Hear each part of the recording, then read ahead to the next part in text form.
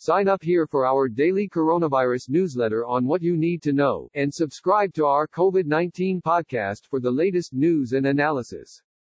More than a dozen publicly traded companies with revenue of more than $100 million, including Shake Shack Inc., Potbelly Corp., and a Tex-Mex restaurant chain with more than 10,000 employees, received loans through a massive relief program aimed at small businesses. With a $349 billion lending package for small business owners now exhausted, a review of regulatory filings shows that restaurant chains and companies in industries ranging from mining to manufacturing to cruise travel received large amounts, while much smaller businesses like neighborhood eateries and hair salons were locked out. The disclosures could fuel calls for Congress to provide another round of funding to keep thousands of mom and pop firms afloat amid state lockdowns. Negotiations to replenish the tapped-out fund hit a stalemate last week, with Republicans calling for adding more money and Democrats also demanding changes to ensure smaller firms get loans, plus more funding for state and local governments and hospitals. Asked whether such large, publicly traded companies should be eligible for PPP funds, President Donald Trump on Sunday spoke about the role of franchisees as small businesses. "I don't know much about any of those companies. But a lot of times they're owned by franchisees, where they own one or two places," Trump said at a White House press briefing. "So a lot of that would depend on what the formula is." Certain branches of Potbelly sandwich stores and Ruth's Chris steak houses, which also received PPP funds, are operated as franchises. Shake Shack says on its website that it doesn't franchise. As talks stretched into the weekend, Trump signaled a possible compromise that could add $75 billion for health facilities, in addition to $250 billion more for the small business program. House Speaker Nancy Pelosi said Congress is very close to striking a bipartisan deal in an interview with ABC News This Week with George Stephanopoulos, that aired on Sunday. Earlier, Democrats make offer to Mnuchin in effort to break aid deadlock. Many small firms that flooded banks with applications are livid that they were left out in the cold. One of them is Florida business owner Edgar Camellas, owner of Aces Wild Entertainment, which supplies Vegas-style activities and staffing for birthday parties, fundraisers and corporate events. He said he tried to get $10,000 from Bank of America Corp., but was unsuccessful. Camellas said he's upset that money went to larger businesses like Ruth's Hospitality Group Inc., which received $20 million in loans, according to a Securities and Exchange Commission filing. Ruth's Hospitality didn't respond to a request seeking comment. The restaurant chain racked up $468 million in sales last year and employed about 5,700 people. Ruth's Hospitality has the individuals work the papers and lobby and get things to what they need to get $20 million, Camellas said. "We don't." Lawrence Summers, the former U.S. Treasury Secretary, said on Saturday that eligibility for the PPP should be tightened to open the window for the smallest businesses, florists, pizza shops, etc. "In the next round, we need to cut out hedge funds and reinforce the smallest businesses that hold communities together," Summers said in a tweet summarizing a CNN interview. "We also ought to give money to those who aren't in life for a profit but are here to help others." Some business owners like Lupe Rose found the process disheartening. The co-founder and chief executive officer of She Beverage Co., a Lancaster, California, beverage manufacturer and distributor, unsuccessfully applied for a loan through Wells Fargo & Co., as well as online companies PayPal Holdings Inc. and Cabbage Inc.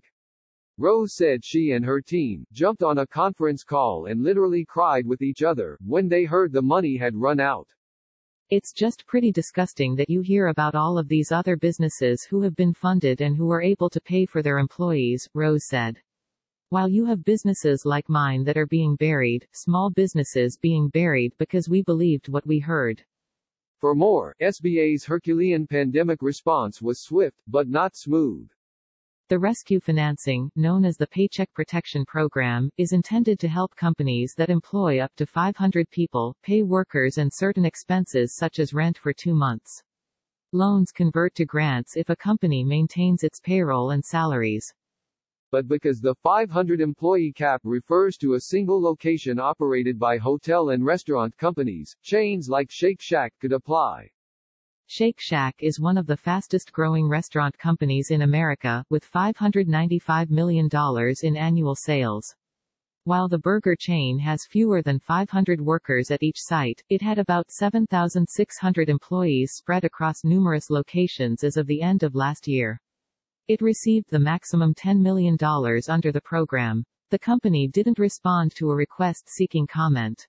The U.S. Small Business Administration program, working with almost 5,000 lenders that disburse the loans, approved applications for $342.3 billion in just 13 days, with the rest of the $349 billion going for fees and processing. There's no accounting of how much money small businesses have received so far. A statement from the SBA and the Treasury Department said, the vast majority of these loans, 74% of them, were for under $150,000, demonstrating the accessibility of this program to even the smallest of small businesses. But an SBA report showed that about 2% of the firms approved for loans accounted for almost 30% of the funding. The National Federation of Independent Business, the largest group representing small businesses in the country, is calling on Congress to approve $400 billion more for the program, with not less than $200 billion going to firms that have 20 or fewer employees. Earlier, small business relief funds drained fast with many shut out. 9% of the pot went to companies, such as Fiesta Restaurant Group Inc. that got loans of at least $5 million. Fiesta, which owns and franchises Pollo Tropical and Taco Cabana restaurants, said in a regulatory filing that it got $10 million. The company's annual sales totaled $661 million and it had about 10,500 employees at the end of last year. Sandwich chain Potbelly Corp., which had sales last year of $410 million and employed 6,000 people, also received $10 million. Other companies that reported getting small business funding are Zag Inc., which makes protective coverings for smartphones and had $522 million in sales last year. Hallador Energy Co., a coal mining company with $323 million in 2019 revenue. Adventure travel and cruise company Lindblad Expeditions Holdings Inc., which reported $343 million in sales last year. And data storage company Quantum Corp., with $403 million in sales. A Potbelly spokesman said Congress allowed funding for restaurants because their workers are vital to our economy. Representatives for the other companies didn't respond to requests for comment.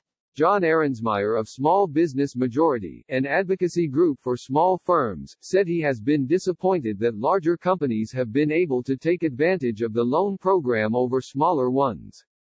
Most of the money has gone to much larger entities and the very small entities for the most part have been left behind, he said. We're dealing with finite dollars, Ahrensmeyer added. Even if more money is put into the system, we really need to prioritize very small businesses over publicly traded companies. When asked early in the rollout about concerns from small business owners that they wouldn't get funding, Trump praised the program. It's been flawless so far, far beyond our expectations, he told reporters April 4. These are great loans. These are loans that get immediately paid off. These are loans that get businesses back. With assistance by Matthew Townsend and Mario Parker.